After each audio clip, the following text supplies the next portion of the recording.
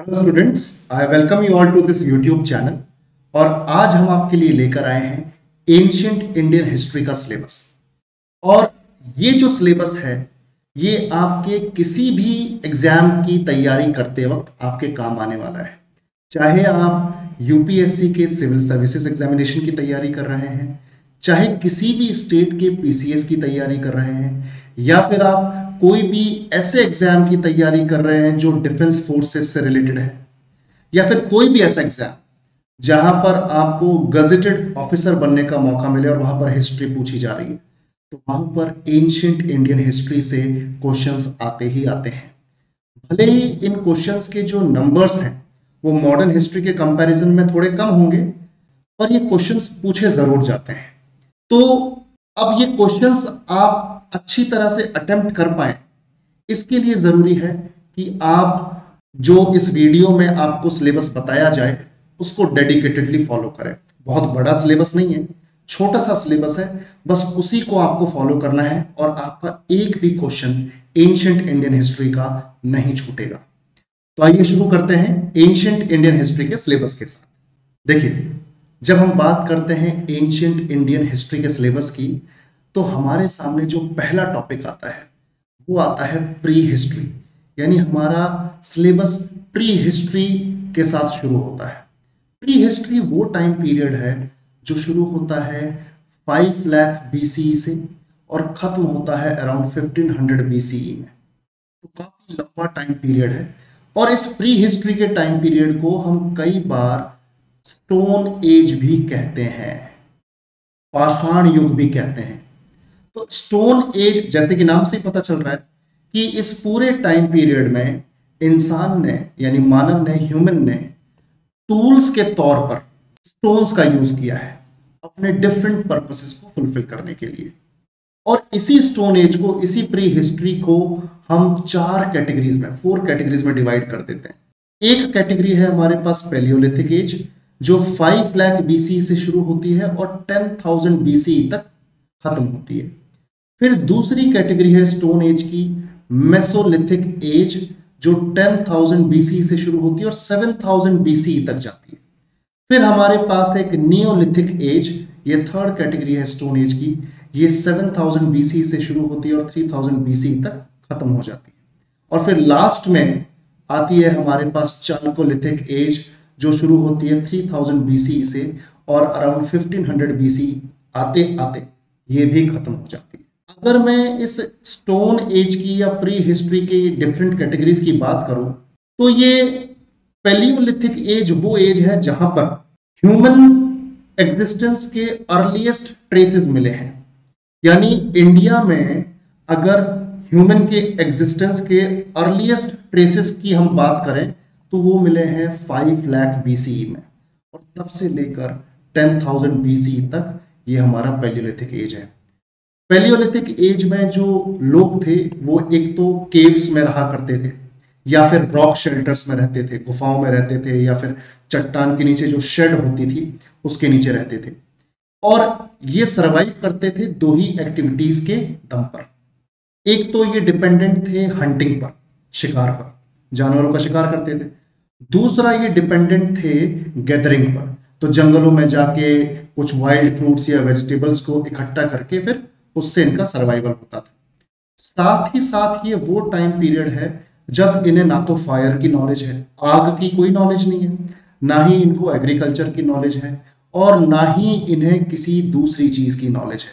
तो ये बस किसी तरीके से अपना सर्वाइवल कर रहे हैं, और वो भी जो बिल्कुल जैसे अनपॉलिश्ड, या फिर ये कह लीजिए कि अनफिनिश्ड जो स्टोन्स हैं, रफ स्टोन्स, अगर किसी भी फॉर्म में कोई स्टोन मिल गया तो उसी को बस ये औजार के तौर पर इस्तेमाल कर लिया करते थे, या टूल के तौर पर इस्तेमाल कर लिया करते थे।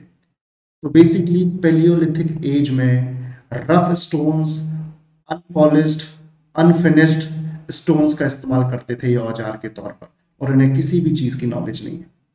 वहीं अगर मैं मेसोलिथिक एज की बात करता हूं, तो ये वो टाइम पीरियड है जब क्लाइमेट में चेंजेस आने शुरू हुए। क्लाइमेट जो है वो थोड़ा ड्राई हुआ, वार्म हुआ, और इसकी वजह से जो फ्लोरा और फौना है, यानी जो पेड़ पौधे हैं और जानवर हैं, उनकी स्पीशीज में भी चेंजेस आने लगे। और कहीं ना कहीं इस क्लाइमेट चेंज ने लोगों को मजबूर किया, मेसोलिथिक एज के लोगों को मजबूर किया कि वो एक जगह से दूसरी जगह मूव करें।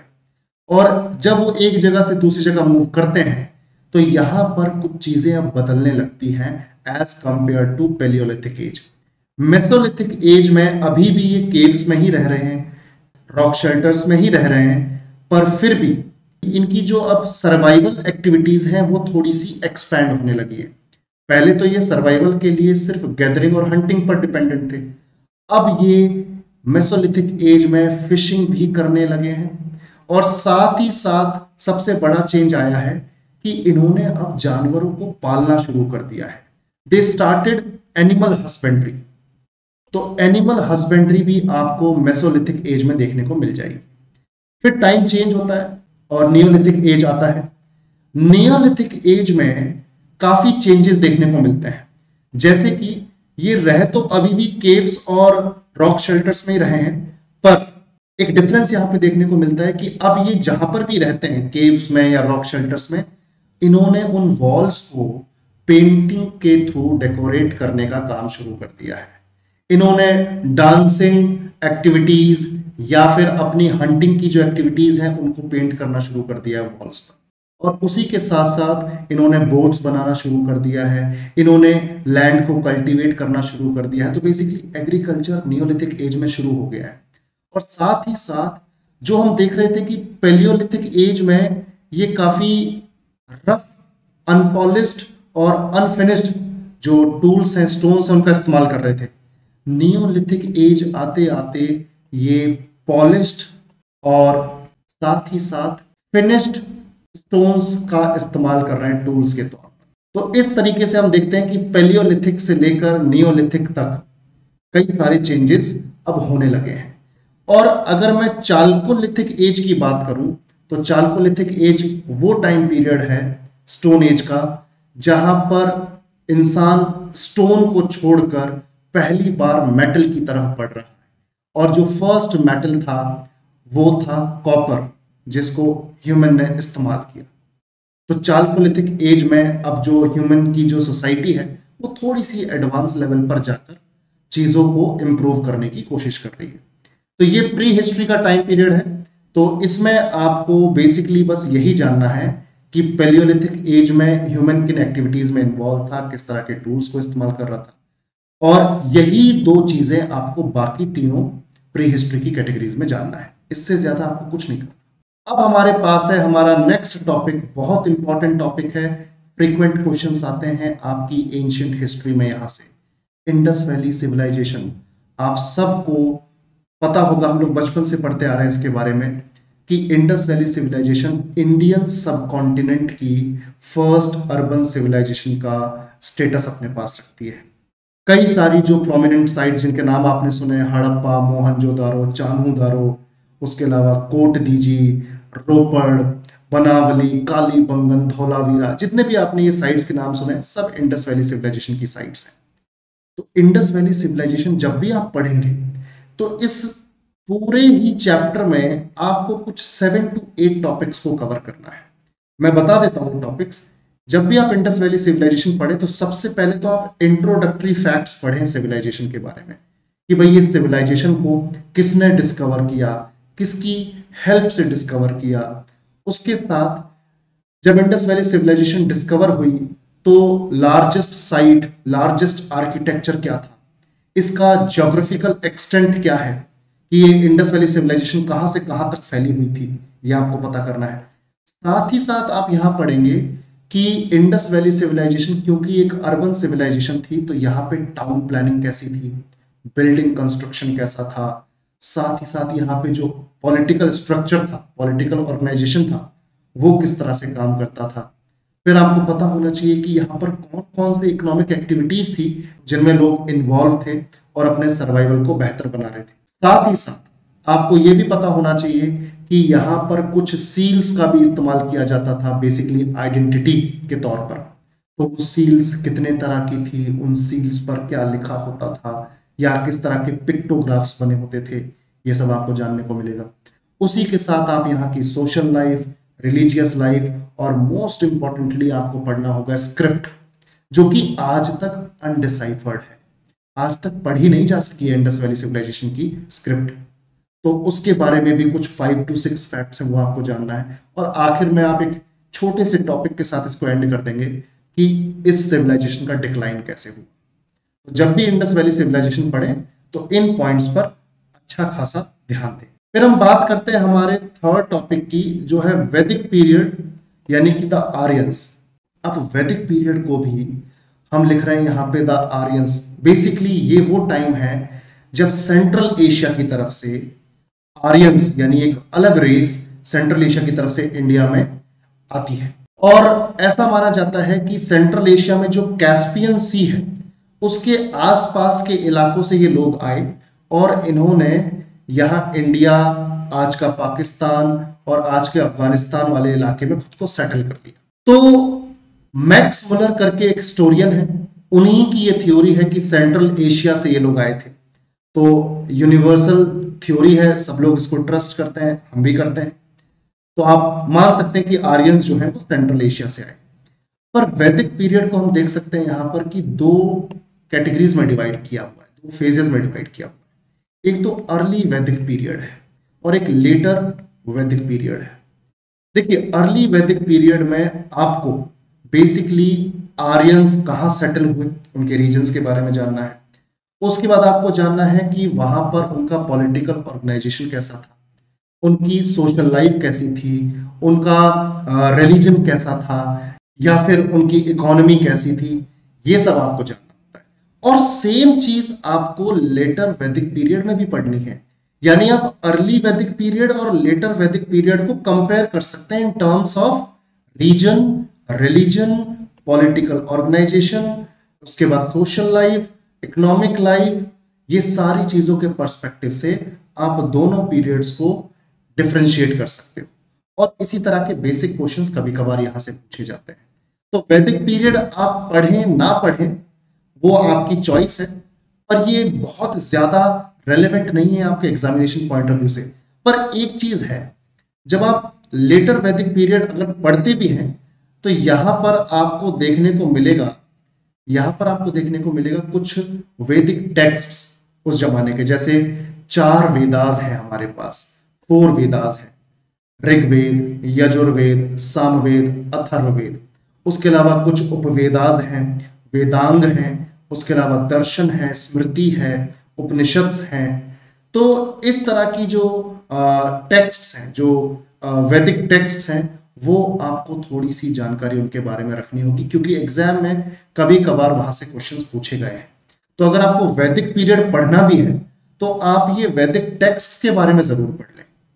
तो प्री हिस्ट्री को पढ़ना जरूरी है, इंडस वैली सिविलाइजेशन को पढ़ना तो बहुत ज्यादा जरूरी है। और वैदिक पीरियड में अगर आप बहुत ज्यादा कुछ नहीं पढ़ना चाह रहे हो तो लेटर वैदिक पीरियड को अच्छे से कर लीजिए, क्योंकि उसी में वो वैदिक टेक्स्ट वगैरह हमें पढ़ने को मिलता है। फिर हमारा नेक्स्ट टॉपिक है मोस्ट इंपॉर्टेंट टॉपिक, जो आप स्किप नहीं कर सकते भाई। इंडस वैली सिविलाइजेशन के बाद जो मोस्ट इंपॉर्टेंट टॉपिक है वो है बुद्धिज्म एंड जैनिज्म।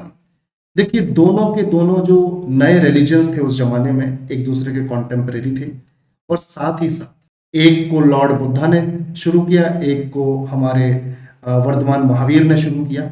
तो दोनों में पढ़ने के लिए चीजें ये है कि एक तो आपको गौतम बुद्ध और वर्धमान महावीर के इंट्रोडक्टरी फैक्ट्स मालूम, किस फैमिली से आते थे, फादर का नाम, मदर का नाम, वाइफ्स का नाम, बच्चों का नाम, उनके जो डिसाइपल्स थे उनके नाम। उसके अलावा आपको पता होना चाहिए कि कहां पर इनको किस तरह से एनलाइटनमेंट की प्राप्ति हुई, किस तरह से इनको बेसिकली ज्ञान की प्राप्ति हुई है। साथ ही साथ आपको यह पता होना चाहिए कि दोनों ही रिलीजन्स में टीचिंग्स क्या है, शिक्षाएं क्या हैं जो हमें आज भी सीखने को मिलती है। और फिर आपको पता होना चाहिए कि इनके प्रिंसिपल्स क्या हैं।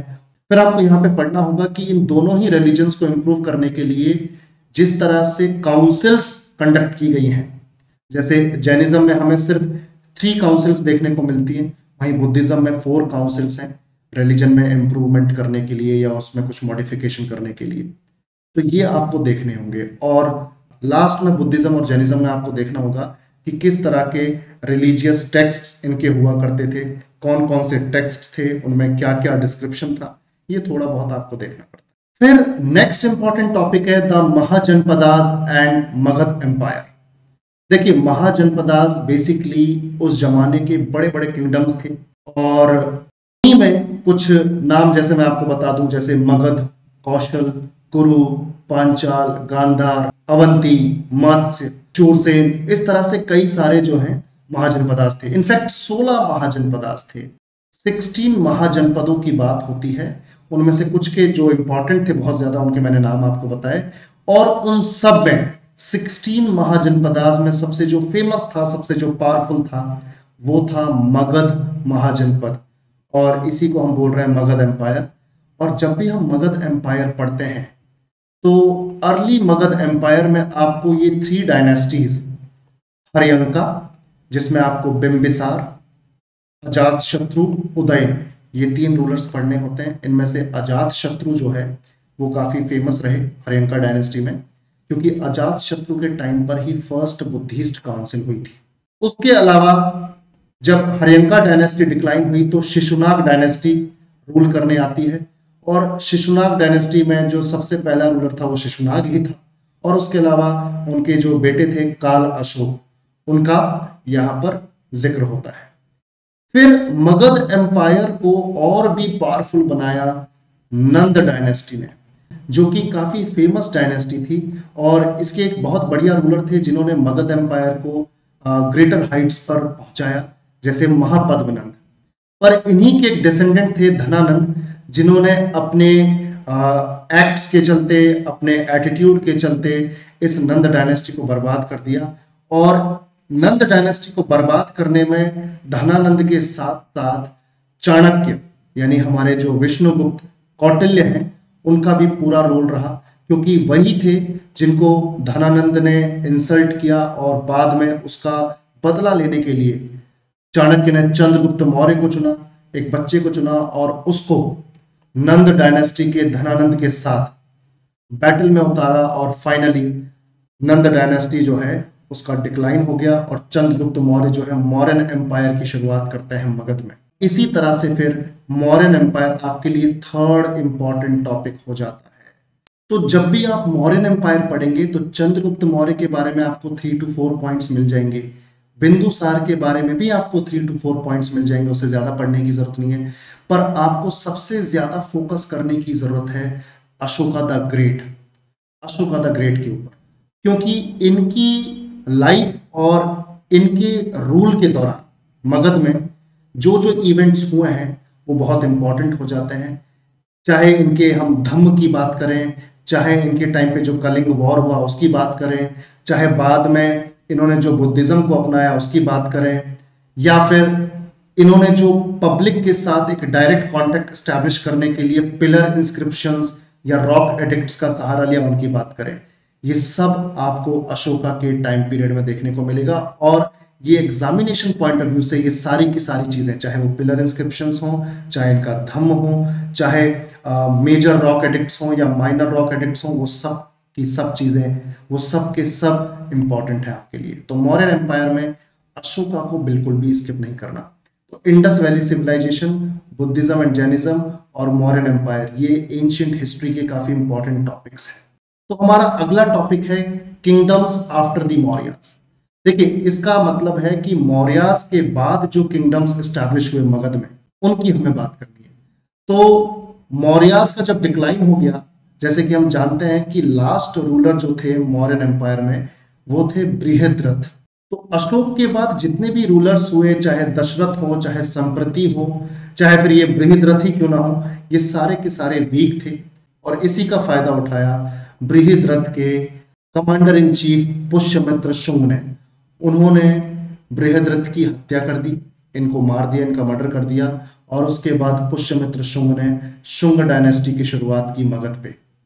फिर ये कुछ टाइम तक तो रूल करते हैं, उसके बाद इनके जो लास्ट रूलर थे देवभूति, देवभूति, उनको भी उन्हीं के किसी नोबल ने मार दिया, और उसने शुरू किया फिर कण्व डायनेस्टी को।